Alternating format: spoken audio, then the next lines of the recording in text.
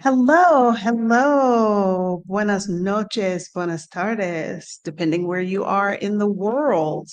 Um, as you can see, I am no longer in Italy. I am back home in Mexico City. And I thought we'd have just kind of a casual conversation today.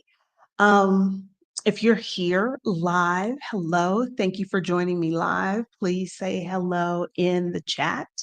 If you are watching the replay, hey, what's up? Thank you for watching. Much appreciated. And if by chance you are new here, hi, I'm Adelia Aborshade, and this is my channel. Hold on, I'm trying to turn on a thing. Okay, so I'm glad you're here. This is my channel. It is where I share bits and pieces of my experiences traveling the world, living abroad. I've been abroad since 2016, as well as I share what I know, some helpful tips, some tricks, some fun facts to help you get your money uh, right so that you can live the life that you want and do the things that you want, which is kind of what I've been doing for the last decade. So, if you're new here, glad you found this corner of the internet. Tonight, we are going to be talking about, uh, you know, would things be different if I was moving abroad now in 2025 instead of when I did in 2016? Would I still choose to be where I am? And as I said, where I am is Mexico City. Now, I know if you are watching this video because you've considered moving abroad, it might seem like everybody is moving to Mexico. And trust me, at times it does feel that way. But when I left the US back in 2016, um, I did not move to Mexico. Um, okay, that's better. We got a little light in here. I did not move to Mexico. In 2016, well, technically the end of 2015, beginning of 2016, I decided to pursue a lifelong dream of mine, which was to move abroad, to live outside the United States. I had spent the last 19 years as a K-12 educator in a variety of positions.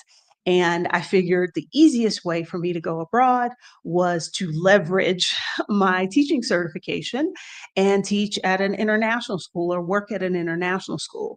And so that is what I did. That is how I left the United States in July of 2016. Now, when I left, I knew that I wanted to be somewhere in Latin America because I wanted to learn Spanish. And so it just so happens that I went to a job fair for schools in Latin America. And honestly, I think I was open to all of Latin America. I did interview with some schools in Mexico, had an offer from the international school in Durango. Um, but those people were very honest with me. They were like, looking at your resume and given your experience, we cannot pay you what we're worth. Our school is awesome. We think you're great, but we can't pay you what you're worth. And I was going to say, not that that was important, but the reality is nobody comes to teach in Latin America for the money. But Durango wasn't the kind of place I was trying to live at that time. And I actually ended up moving to Honduras. And that is where I initially lived when I moved abroad. It was when that job was coming to an end that I needed to find a different place to live. And completely by chance, I ended up in Mexico City. Um, and so when I think about, you know, the 2016, 2017 version of Adelia versus the 2025 version of Adelia, um, they're not the same. They're a little different. Their priorities are definitely different. And in the meantime, I've traveled to a total of more than 60 countries. I've additionally lived in 2 other countries since I initially moved to Mexico in 2017. So I thought it would be interesting to look at, would this place still be a good fit for me? Would I still choose it? I am curious for those of you that are here, or even those of you that are watching on the replay that are contemplating a move abroad. Is there a place that is like at the top of your list? Where? Share it in the chat. I am curious. Where are y'all considering moving? I see we have one person here who is considering Mexico. Is there a particular part of the country that you are considering?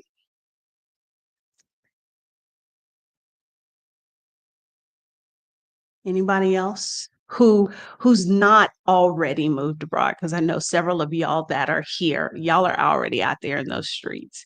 But I'm wondering about the folks who are in the process, they're working their plan, they're trying to figure out what place makes the most sense for them. I'm curious as to where y'all are considering. Am I more picky now than I was then? Absolutely, 100%.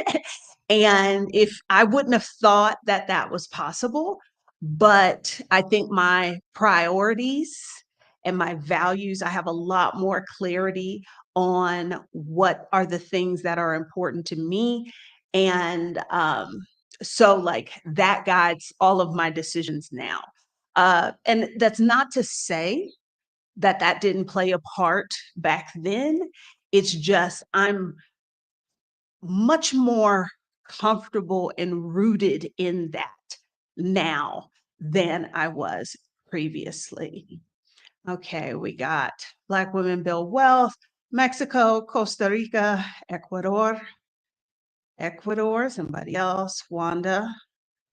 Um, Juliet, Kuala Lumpur in Malaysia. You visited last summer and loved it. That is not how I would describe my visit. Kuala Lumpur was fine, but I did not love it. I did not love it at all. Those of you that know me can probably guess why I didn't. It was completely, absolutely too hot for me. Jess is considering Spain, Italy, France. Okay. All right. Courtney is looking at Mexico, either Mexico City or San Miguel, Kuala Lumpur, Panama. Um, okay. And TJ is thinking about snowbirding, San Miguel or Guadalajara. Okay. Um, let's see. Okay. Um, so, you know, I am pickier now. But it's funny because I kind of didn't choose Mexico to begin with. I was very much open when I moved to Latin America to really being anywhere in Latin America. What was important to me was that I would get to learn Spanish. And I think after spending a year in Tegucigalpa, Honduras, which if you can live there, you can live anywhere. I got even more clarity on the things that were important to me. So I had a 2-year contract, and um, I knew that I would not be there after my 2 years were up. And so I started to think about, okay, so when I'm done at this school, where do I want to go next? And started kind of like putting together my list of priorities. And based off of my experience living in Tegucigalpa, I knew I did not want to live in a place with hills, because it seemed like everywhere I walked in Tegus was uphill both ways. I don't know how that's possible, but that's absolutely what it seemed like. I knew I didn't want that. I knew I did not want to be in the tropics. Honduras is in Central America. It is tropical. Winter time, it gets cool enough that you can wear a hoodie in the morning, and pretty much all the rest of the year, it is hot. I knew I didn't like that, so I wanted a place with milder weather. I wanted a place that had transit. Now, I'm originally from Houston, Texas, not a city known for its transit system, but even with the limited transit options in Houston, when I was younger and didn't have a car, for the most part, I could get where I needed to go. In Tegucigalpa, not having not having mass transit meant that either you they didn't have Uber either. So there was a like a private taxi that basically you would send them a WhatsApp message and say, "This is where I am and this is where I want to go. How much does that cost?" And then if you agreed, they would tell you, "Okay, we'll be there in 10 minutes, 20 minutes, whatever, depends on how busy they were." And then they would drive you there and you would pay them. So that was the main option you had if you did not have your own car. There were also public taxis, street taxis, but we were discouraged from taking them. And, security concerns aside, the other difficulty living there was that if there were no addresses, or if there were addresses, they didn't have any significance. So, like in the neighborhood I lived in, the houses had numbers, but each homeowner got to pick the number. So they didn't go in order, in numerical order. Um, Nobody used the names of the streets. Once we were in the car and I decided to pull up Google Maps, and literally, it was 12 steps of nothing. It just would say, turn right, turn left. There were no street names, nothing like that. So imagine trying to take a taxi to a place you've never been and you can't give the person an address. And you basically kind of got to show them on your Google Maps and describe where it is. It wasn't it wasn't the most, relaxed kind of vibe. So I knew I wanted to be someplace where I would not have to deal with that because I didn't like haggling with taxi drivers. Um, and I wanted more options than just this private taxi company. So a city that had for real mass transit was important to me. And of course, it needed to be somewhere else in Latin America because I wanted to continue to learn Spanish.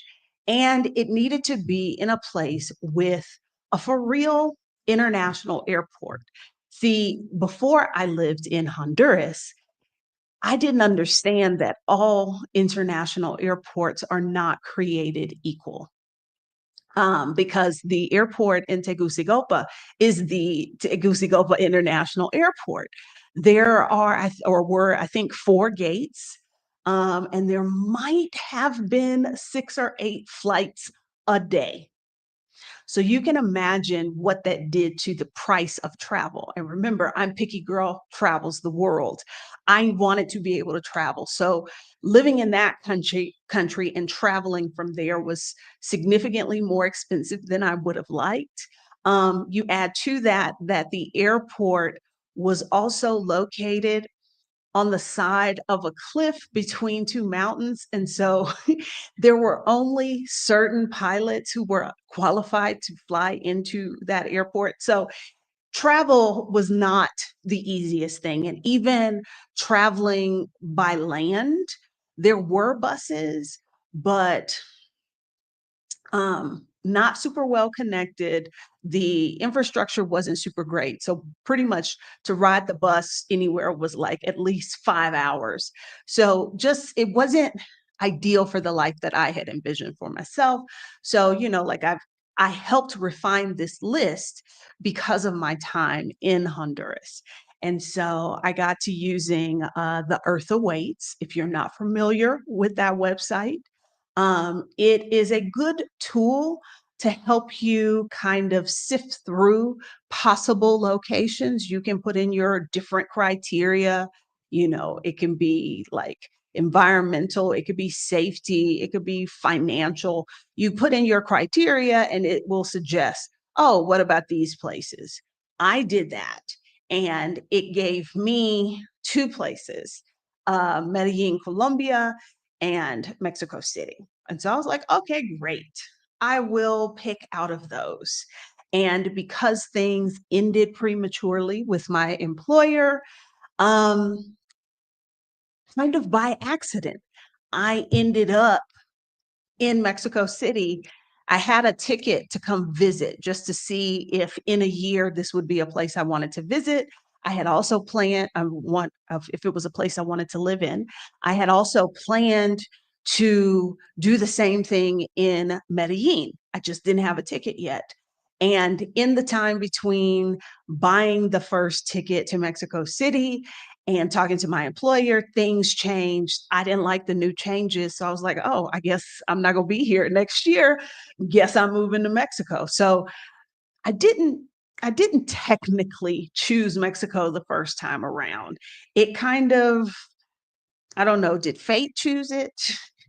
Uh, was it just an accident? I don't know how you want to clarify it, but initially I did not choose it. And so here we are all of these years later.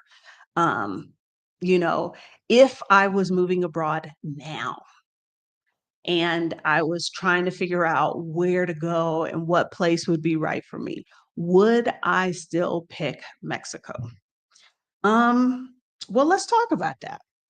Because Mexico, I'm one of the reasons I live in Mexico City is because it has those things that were on my list.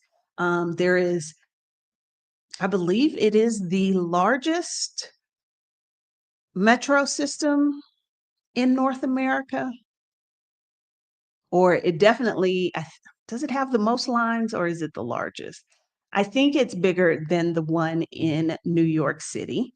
That's just the metro, let alone the metro bus, the trolley bus, all that kind of stuff.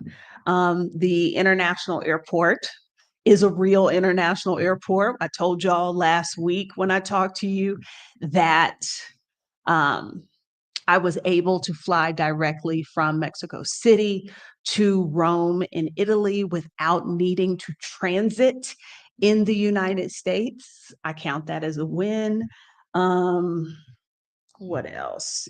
Um, Spanish speaking. It is fairly a flat place, despite Mexico City being, what is it, like 7,400 and some change feet above sea level. So it is a very high elevation, which is new for me.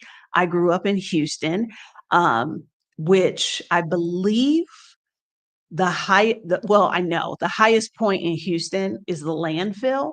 Officially, Houston is about 10 feet above sea level. So this definitely is a big change as far as that's concerned, but it is not a hilly place as I walk around the city, which is super walkable. So it definitely had all of those things that I was looking for. Now, is the Mexico City of 2025 the Mexico City that existed when I first moved here in 2017? No, unfortunately, a lot is different. Um, you know, I was going to say there are.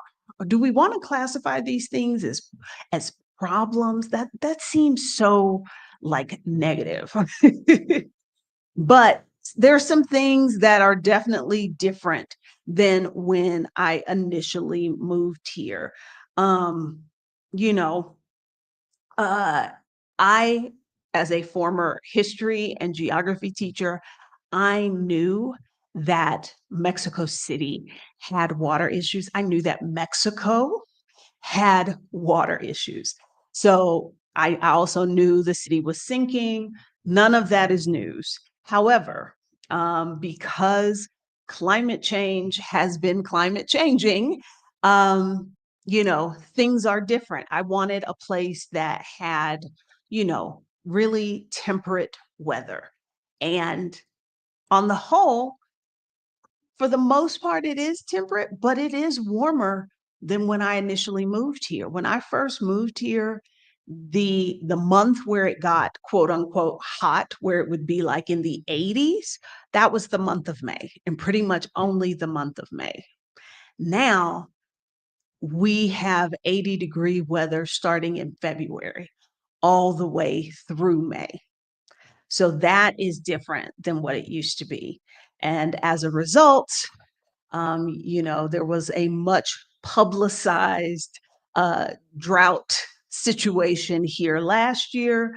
We've already gotten notices this year about like, hey, y'all need to be reporting leaks. Make sure that you're conscientious about like how much time you're spending in the shower, all that kind of stuff. So water is, I would say, a more present concern than it was 7 years ago, 8 years ago, whenever that was. But again, not new, but I think it's incrementally gotten a little worse. Um, and as part of that, I think the air quality situation, particularly in Mexico City, is less than desirable. Again, as a former geography teacher, a former history teacher, I understood that Mexico City is located, although it is 7,400 feet above sea level, it sits in a valley with mountains on either side. And so with 22 some odd million people here and all of the cars and the factories and industry and all of that creating pollution, it's very hard for it to blow away. It just kind of sits on top of the city because the city is in a bowl. I knew that, but I think climate change is exacerbating the pollution situation. So that's a concern.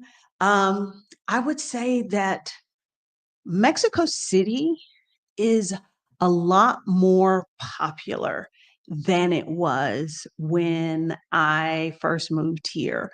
When I first moved to Mexico City, people were like, Mexico City? And now when you mention Mexico City, people are like, oh, I hope to visit there. That's on my list. That was not what people used to say. It was more of like, girl, you sure that's where you want to be living? You feel safe enough doing that? So it has become a whole lot more popular, which means there's a lot of people here now that don't speak Spanish, and being in a place where Spanish was the primary language is important to me because I want to learn Spanish. I want to improve my Spanish. I want to live my day-to-day life in Spanish. And so the increase in foreigners, primarily from the United States and Canada, has changed that dynamic in certain parts of the city. I don't love that. I do not love that. Yeah, Jess, you're right. The word is out. It has become a whole lot more popular. And as a result of that, something that has reared its head a lot more now than when I first got here is kind of like the anti-foreigner sentiment. Um, I'm fairly confident that it existed previously, but not anywhere at the level that it is now. And that's not to say that the anti-foreigner thing is like super widespread or what have you. It almost feels like it wasn't a thing before, but I think it would be foolish to assume that it wasn't, because I think in any place where there are foreigners coming in, there's got to be some degree of people who don't really like that. But and we could go on for days talking about why that exists. Doesn't really matter. It does exist. So, that's definitely different. And I think you can't talk about that and not talk about, like, this is a more kind of like everyday sort of thing, but like finding an apartment is so much more difficult now than it was in 2017. When I first when I first moved to Mexico City, um, which is a very dog-friendly place, and I was looking for apartments. I struggled to find one. It took me 2 months, because even though everybody's got a dog here, it was tricky getting somebody to rent to me. It took me 2 months, but when it came to, like, what the landlord wanted from me, what kind of information, all of that, minimal. Fast forward 2020, I had been living in Asia. I came back. Prices had gone up. I mean, I guess you can expect that in 2 years. Um, that landlord required a little bit more, but nothing that was not expected the 2 years previously. As far as, like, deposits, either a cosigner or an insurance policy, that was kind of same level as it had been previously. When I moved into this apartment last January, after looking for a couple of months, because when I came back in 2020, it took me 7 days to find an apartment. Um, when we moved into this place, it took some looking. There was a lot of, "I'm never gonna find an apartment. Why are these people asking for so many documents, so many requirements?" They were much less willing to budge or negotiate or be flexible about what they wanted.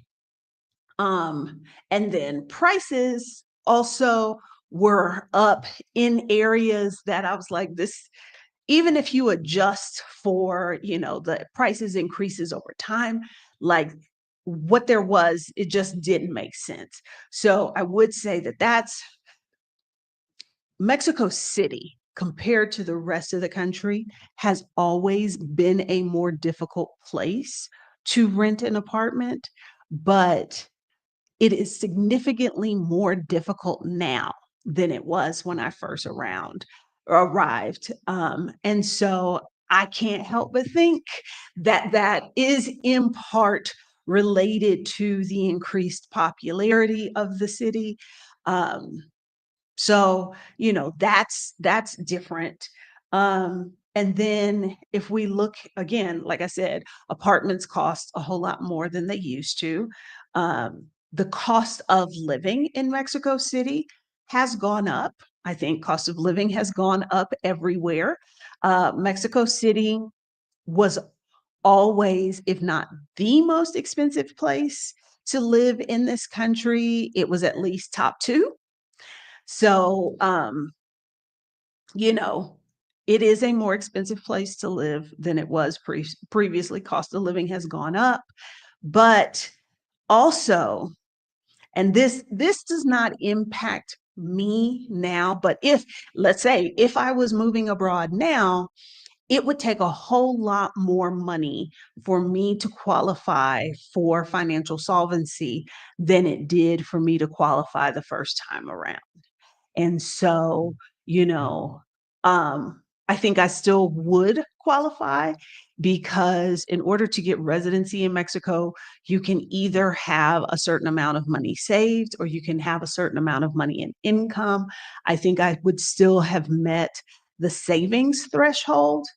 Um, but Like, maybe I would have less confidence going into the appointment at the consulate. Like, there was no question that I've met the financial qualifications. It was just a question of, will they let me have permanent residency, or are they going to make me do a temporary residency? Now, I don't know. Again, with these other issues, would getting residency here be a little bit more tricky than it was before? Quite possibly. So it's not the same place it was back then, but would I still move here? Probably. Um, I try to think of what my requirements are for a place to live. I just spent a month in Italy. Part of my reason for going to Italy was to see if it was a place that I wanted to split my time between Mexico, and go there, like, the 3 months that it is the warmest here. Like, can I go someplace that's not so warm? Is that place Italy? That was one of the questions that I wanted to answer for myself. Um and the jury is still kind of out on that, because primarily because I have to be willing if I'm gonna spend a significant amount of time in a country. And I've always told people who, work with me, to help them figure out their move abroad, and when language comes up, people will ask, "Well, can you live in Mexico without knowing Spanish?" And there are some parts of the country that are easier to live in without Spanish than others. But you can survive without the language of the country, but you're not going to thrive. And I don't want to relegate myself to just survival. So if I were to spend a significant amount of time each year in Italy, I need to um, I need to learn Italian. And Jess, you are right.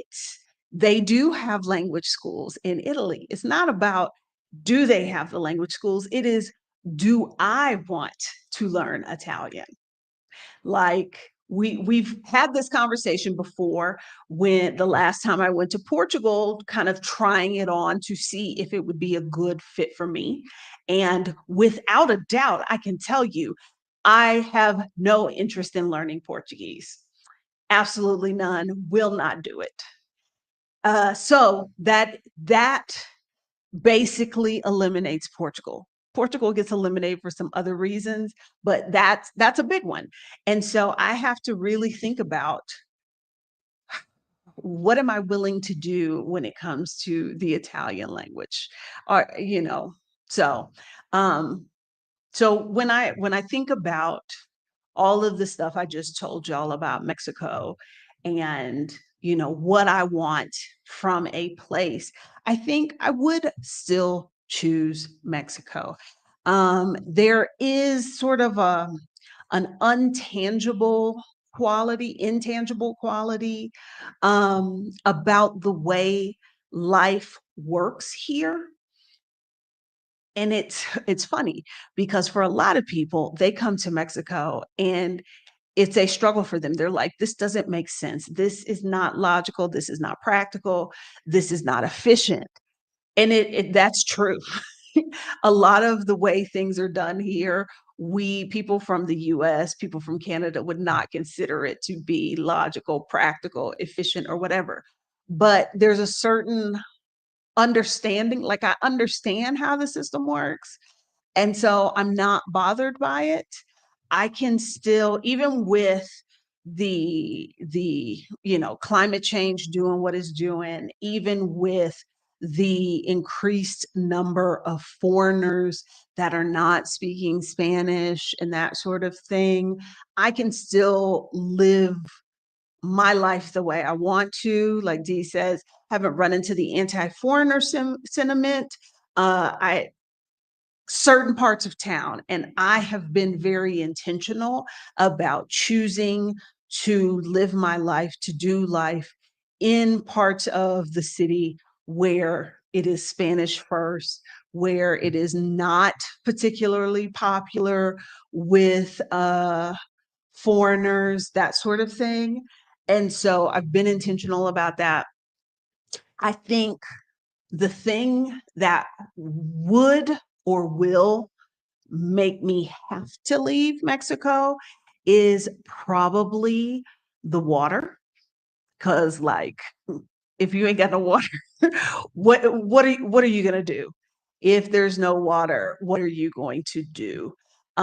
Because I know there are folks, particularly this time last year, the year before, we had uh, the dollar was either not doing well or the peso was doing extremely well. I don't know which one it was, but the exchange rate was not favorable if you had dollars and you were trying to convert them. When I still had my own apartment, because of the exchange rate, I was paying an additional $200 in rent simply because of the unfavorable exchange rate.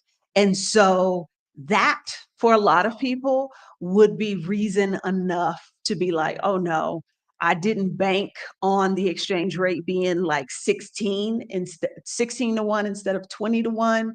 No, I am the the way that I can live my life here is such that, let's say things continue to get more expensive or the exchange rate is really unfavorable. Maybe I get another roommate. Maybe I rent out my office on Airbnb. I don't know. Maybe I figure out some other way. Like that's not enough of a deterrent for me. But everybody is different. For some folks, there's a certain amount that they're willing to pay for their lifestyle. For me, the big deal breaker would be if there is no water. Um, yeah, the last couple of years, we were going through it. We were going through it because it was so hot here, y'all. And then last year, it was like, are we going to run out of water? What is my plan if there is no water?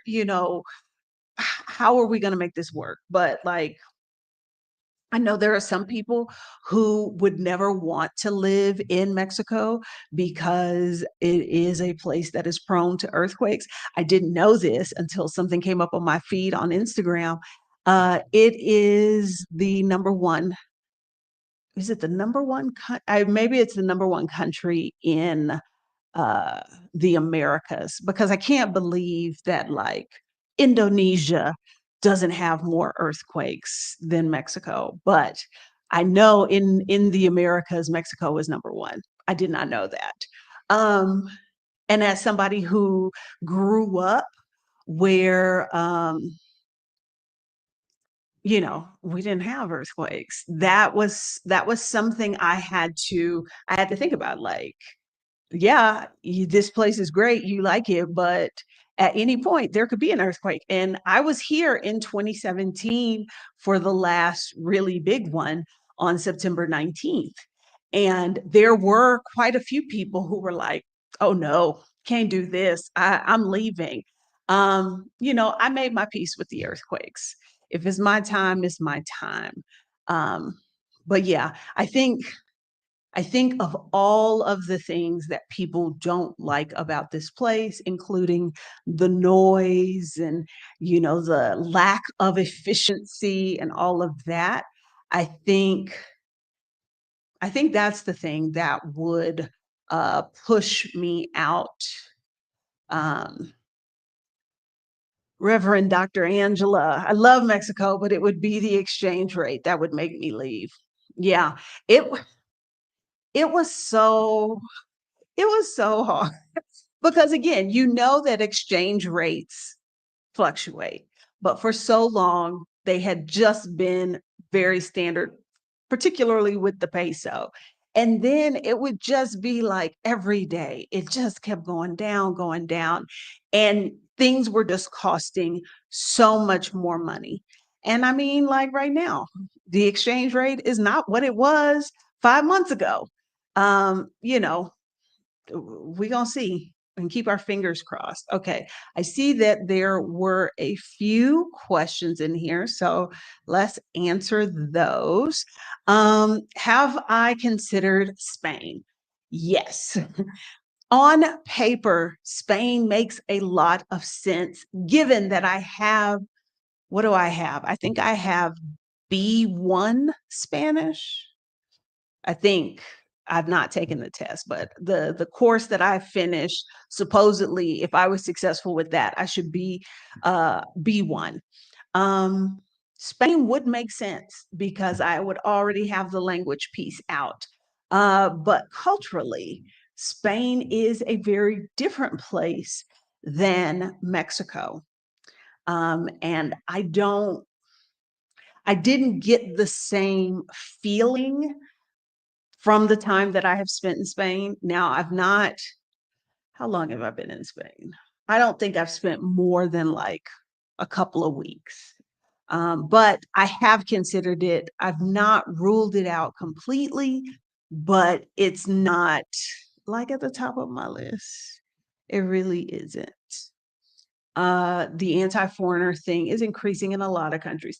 Yeah, and if we think about it in the grand scheme of things historically, that is nothing new.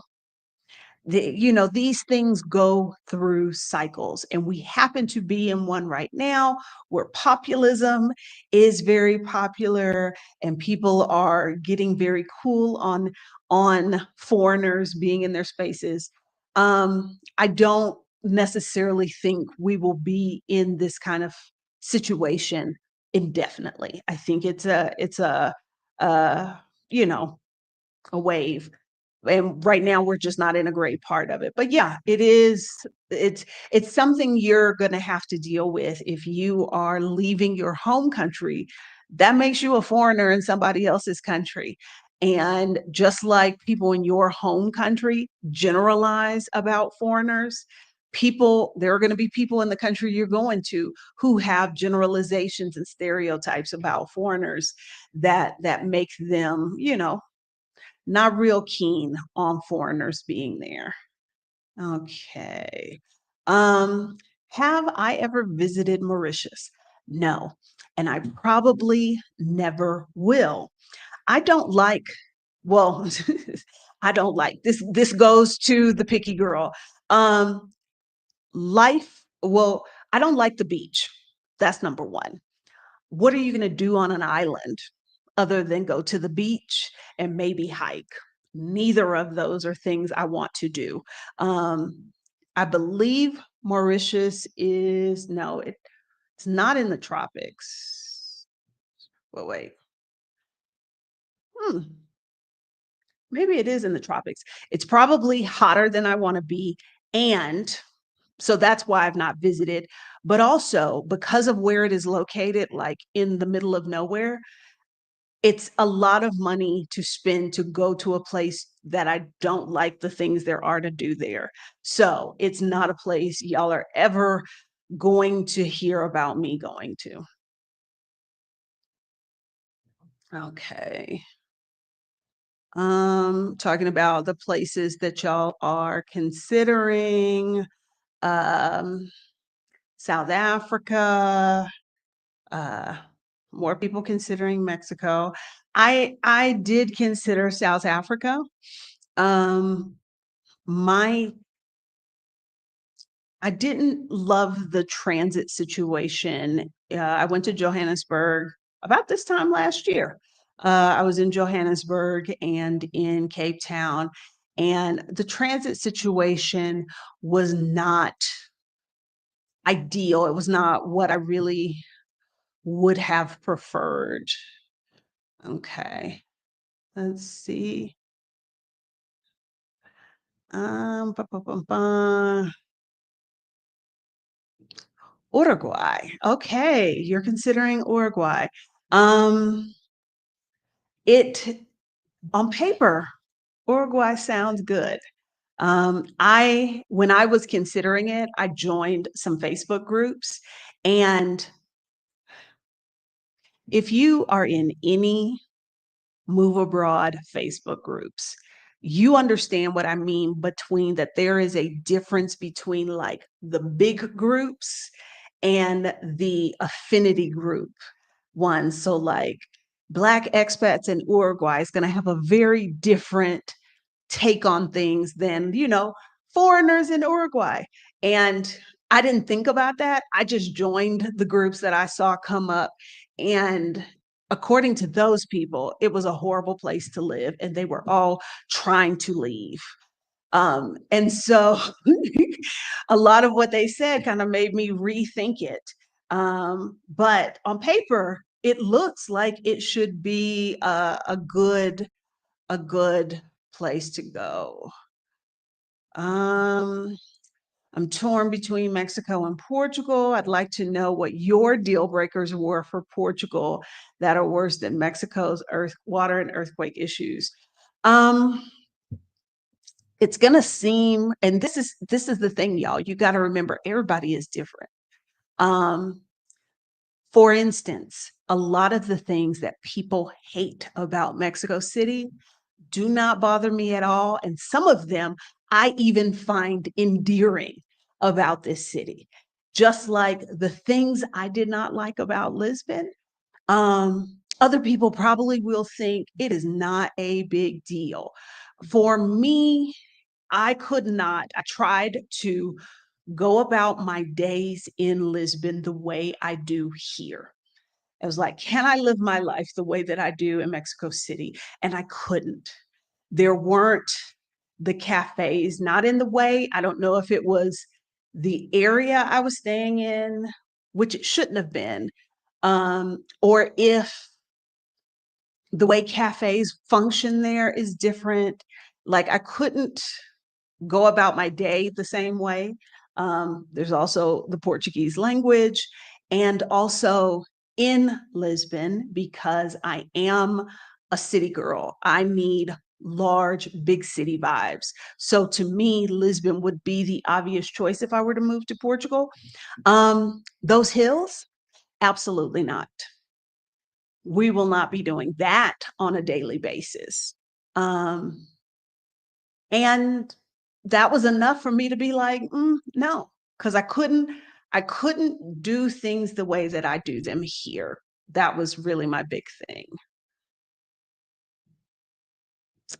Ba, ba, ba, ba. Let's see. Uh, have I visited Ecuador? Not yet. And I think not in 2025, but I think in 2026, I hope to have more of my travel be in South America. I have been I've been everywhere I want to go, basically in Central America.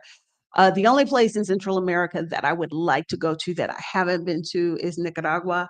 And then I've only been to two South American countries. So I anticipate spending some time there. It's not going to be in 2025, possibly in 2026. And so I'd like to check out Ecuador to see how it feels. I was in Argentina. When was I in Argentina? November 2023. Uh, you're asking if it was like overtly racist? No. Um, but were the vibes off? Absolutely. Absolutely.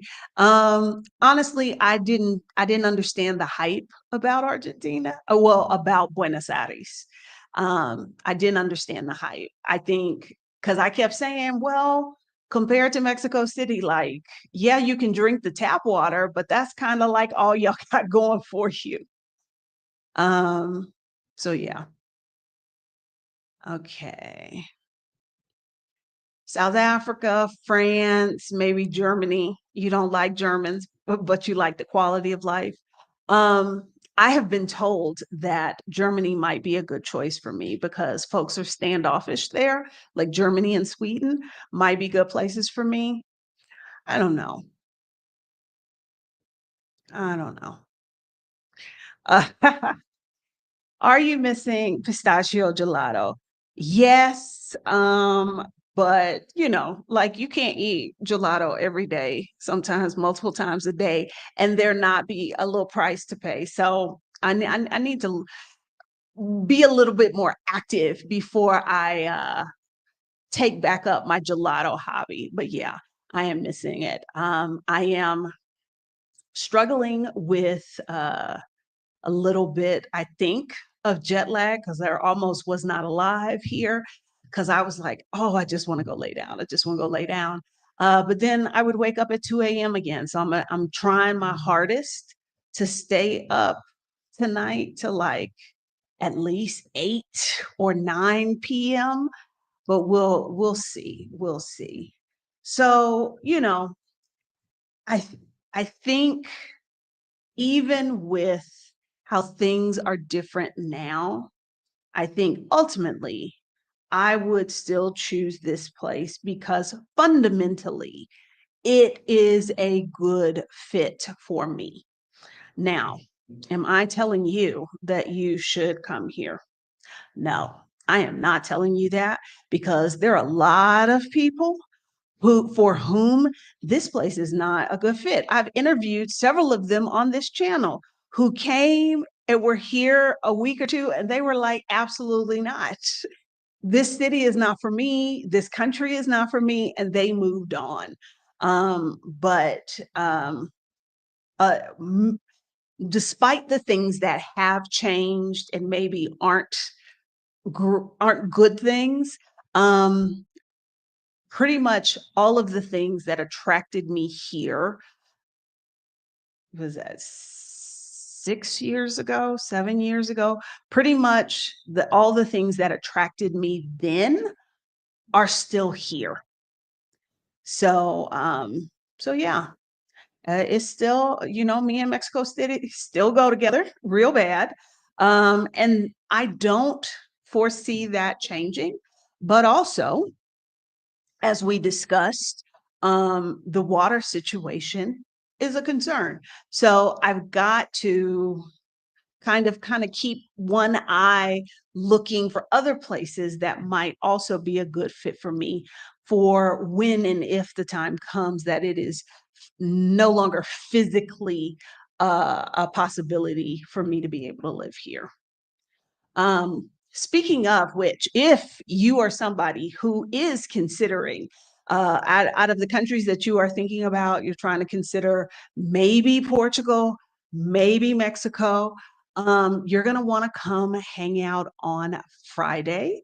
We are going to kind of have I don't want to call it a face off because that sounds really adversarial, but we are going to be talking to somebody who has lived in both places and we'll really get into, like what aspects of Mexico would make it a good fit for certain people, what aspects of Portugal.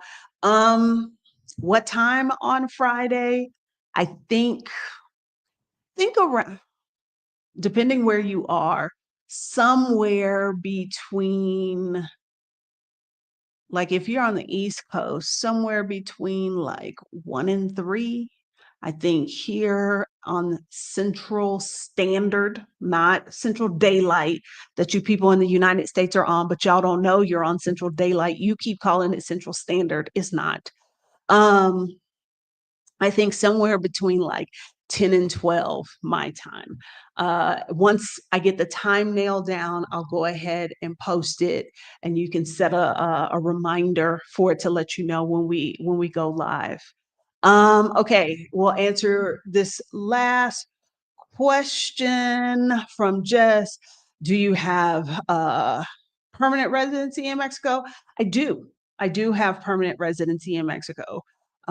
So yeah, I'm set on that front. Um, and being here in Mexico and my grandkids and my kids being in Texas makes it a really easy thing if I need to go back. All right, y'all. So I will talk to you again on Friday. If you are not subscribed, you should do that. That way, you know that my content will find its way to your algorithm. If you like this video, why not give it a thumbs up? I certainly, certainly appreciate it. I will see y'all on Friday.